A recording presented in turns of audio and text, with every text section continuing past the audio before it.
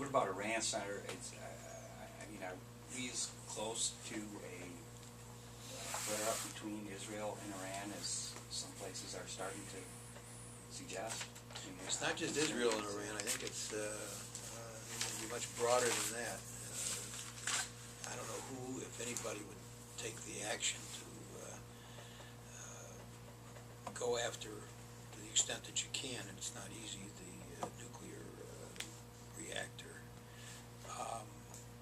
But there is a very general desire in the region that Iran not get nuclear weapons. So whoever takes that action, if anybody, whether it's Israelis or us, because the military option's still on the table for us, there would be an awful lot of people who, while being critical of whatever action is taken, would welcome it, and that includes most probably the Arab world. The Arab world. In other words, when you say military action, militarily taking the reactor out, is that what you're referring to?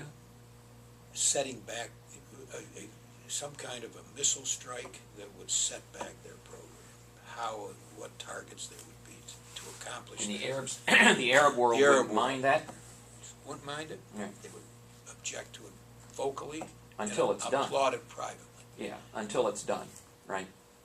No, then but privately they would very much want it. They are very nervous. You talk to the Saudis, you talk to people in the Arab world that are anywhere near Iran. They do not want Iran to have a nuclear weapon. The Russians do not want Iran to have a nuclear weapon. I'm absolutely certain of that. I mean, not only have they spoken on the subject publicly, I have talked to them.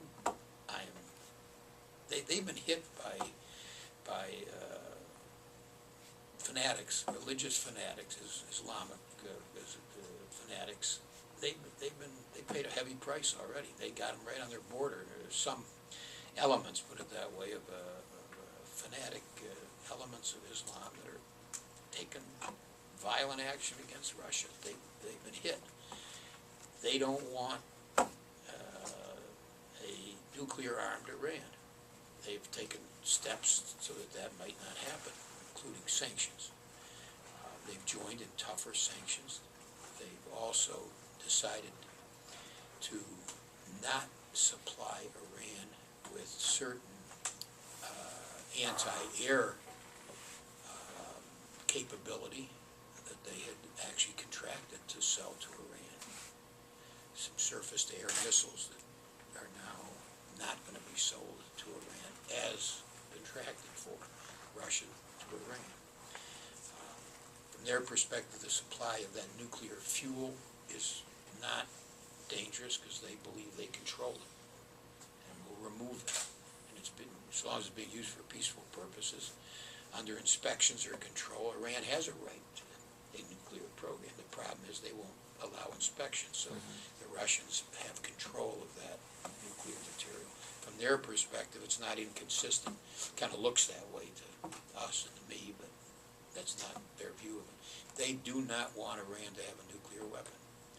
They believe that they can still join with the world, that after all now is pretty united. Even China joined these most recent sanctions. But as frequently happens, China's playing a double game. They want Iranian oil,